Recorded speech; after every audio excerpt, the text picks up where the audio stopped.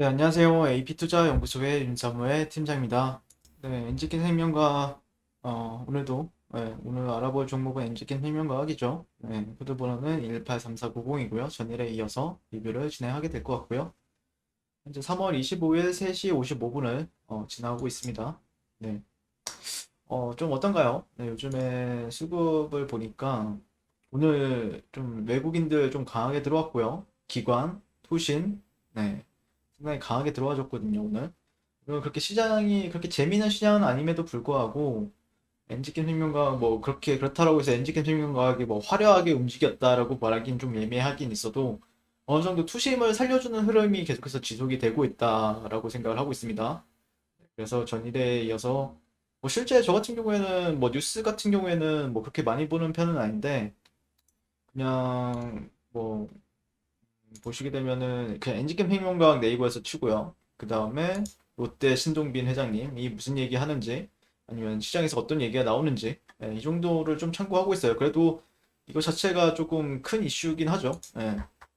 M&A 신사업으로 이제 활로 찾을까. 근데 이게 엔지캠 생명과학뿐만 아니라 뭐 다른 기업 같은 경우에도 지금 M&A에 있어서 조금 언급이 계속해서 되고 있거든요. 네.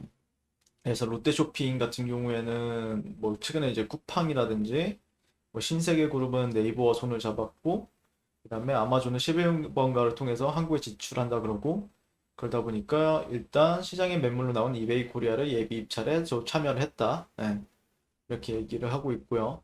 요즘에 이게 시대가 너무 빨리빨리 바뀌다 보니까 아마 대기업들도 그런 흐름에 있어서 좀 주도하는 회사들도 있고 그 다음에 좀 쫓아가는 흐름을 보여주는 회사들도 있고 다양하죠. 뭐 이렇게 롯데 같은 경우 롯데그룹 같은 경우에도 결국에는 뒤처지지 않기 위해서 뭔가 신사업의 활로를 찾기 위해서 노력하고 있다라고 해석을 할 수 있겠죠.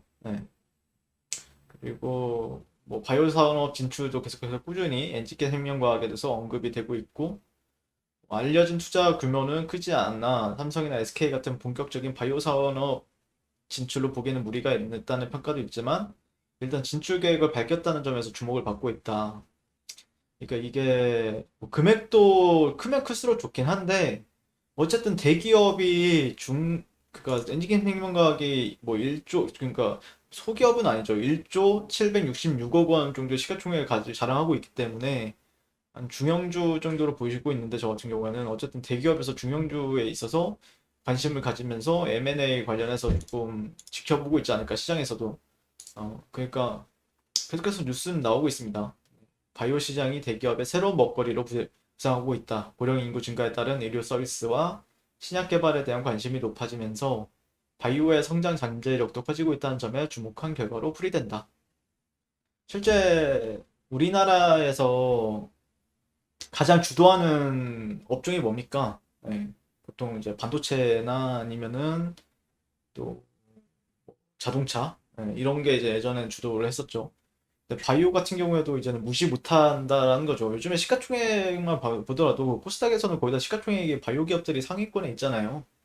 그러다 보니까 예전에는 단순하게 바이오를 이제 기대감만으로 봤다 보는 시대가 있었다라고 하면은 이제는 현재는 시대가 바뀜에 따라서 그것을 활용해서 어떤 미래 먹거리로 삼는다라는 게 느낌이 오고 있죠. 그러니까 롯데가 이제 엔지캠 생명과학의 지분의 인수 그리고 조인트 벤처 약간 느낌이 그런 거 아닙니까?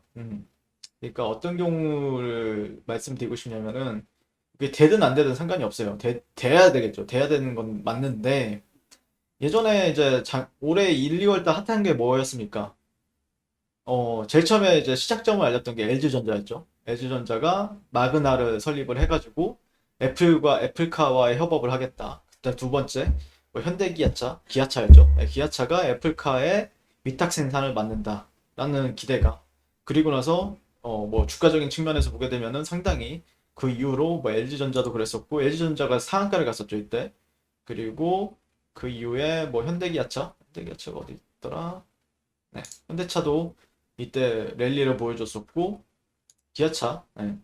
근데 중요한 거는 결국에는 큰 상승 한 번 주도를 하게 되면은 이제 한번 이제 주도주를 찍히게 되면은 어느 정도 시장의 관심도가 많아진다라는 거죠. 네. 근데 그게 얼마만큼의 크기로 올라갈지는 지켜봐야 되겠지만, 뭐 기대감이 나오다가 어느 순간 또 죽거든요. 예, 죽는 건 맞는데, 근데 이제 진행 중에 있죠, 지금. 예, 지금은 살아있는 재료고, 기대감이 남아있는 상황이기 때문에, 아마 그런 관점에서는 뭐, 결국에는 눌림시의 공략은 계속해서 유효하다라든지, 뭐 그런 관점은 유효하다라는 관점이죠. 네. 뭐 엔지캠 생명과학이 뭐 제가 만약에 다른 종목이었다고 하면 모를까. 엔지캠 생명과학 같은 경우에는 상당히 그러니까 뭐 제가 욕을 한 적은 없는데 하락 배팅에 대해서 얘기한 적은 좀 여러 번 있어요. 그러다 보니까 엔지캠 생명과학 주주분들한테 좀 욕을 먹기도 해가긴 했지만 어쨌든 전반적으로 흐름이 변함에 따라서 저 역시도 긍정적으로 저도 그러니까 매일같이 엔지캠 생명과학을 제가 여러분들보다 모를 수는 있는데 저도 15종목을 리뷰하는 데 있어서 어쨌든 한번 찍을 때는 엔지캠 생명과학의 이슈를 체크한다든지 그런 걸 하루에 한 번씩은 진행을 한단 말이에요. 그러다 보면은 뭐 증권사 레포트도 읽어보고 아니면은 뭐 제가 바이오 기업을 다닌 건 아니지만 그래도 어떤 흐름에 있어서 저는 이제 판단을 할 수 있는 정도는 되잖아요. 그러다 보니까 그런 거에 대해서 리뷰가 진행이 되는데 어쨌든 이제 어떻게 보면은 저는 좀 우려했던 게 이제 코로나 치료제 임상 이상이랑 뭐 EC18에 대한 기대감이 있긴 한데 그게 이제 너무 작년 초나 작년 중순 정도나 못해도 한 9월 달, 10월 달에 뭔가 좀 못해도 아니면 셀트리온처럼 한 11월, 12월 달 정도에 나왔더라면은 아마 시장에서는 좀 관심을 가지면서 수급이 몰렸을 거라 생각을 하는데 요즘에는 또 그렇지도 않아요. 그런 추세도 아니에요. 그러다 보니까 그것 말고 뭔가가 필요하다라고 생각을 했어요. 네. 물론 우주 방사선 치료제도 좋고 그 외에 있는 파이프라인이나 진행되는 기술들도 좋긴 한데 뭔가 이게 롯데 인수권이 나올 거란 거는 뭐 제가 상상을 했겠습니까, 제가.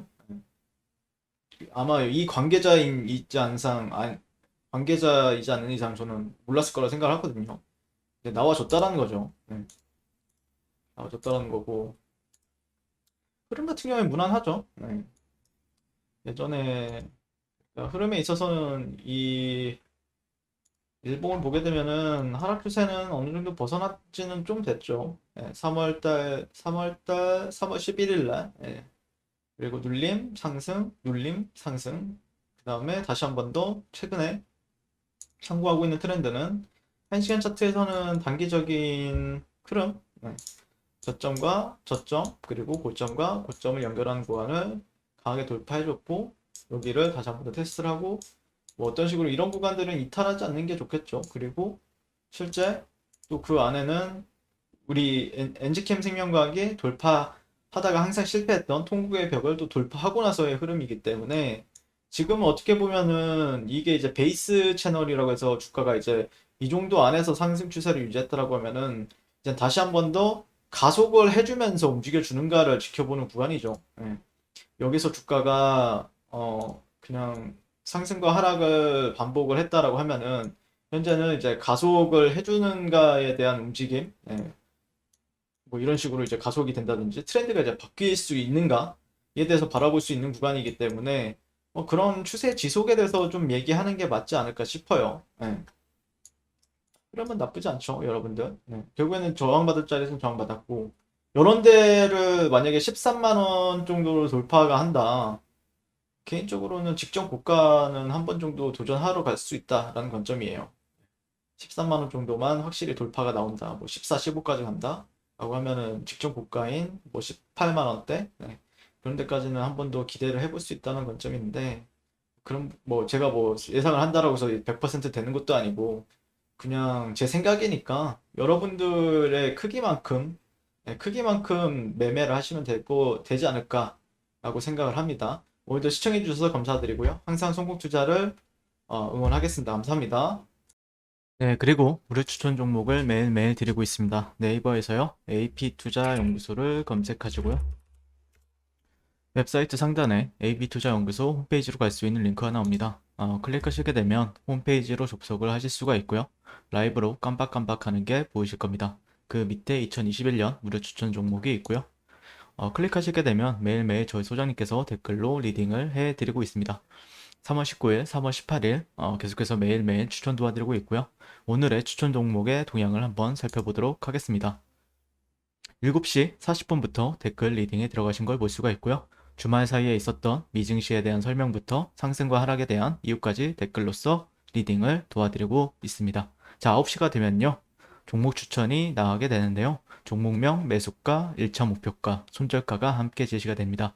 오늘 같은 경우에는 투비소프트 현재가 2200원 기준 매수, 1차 목표가 2265원, 손절가 2100원으로 대응합니다. 이렇게 종목이 나왔고요. 진양산업, GL팜텍 이런 식으로 종목이 나갔습니다. 그랬을 때 주가가 상승하게 되어 목표가에 도달했을 때는 목표가에 도달했다고 댓글로서 리딩을 도와드리고 있고, 하락하면 하락하게 되었다고 손절에 대한 리딩도 함께 해드리고 있습니다. 지금 이 무료 추천 종목은 로그인을 하지 않아도 누구나 다 볼 수 있는 공개되어 있는 댓글 리딩이기 때문에 홈페이지에 오셔서 종목이 필요하신 분들은 많은 도움 받아가시면 좋겠습니다. 감사합니다.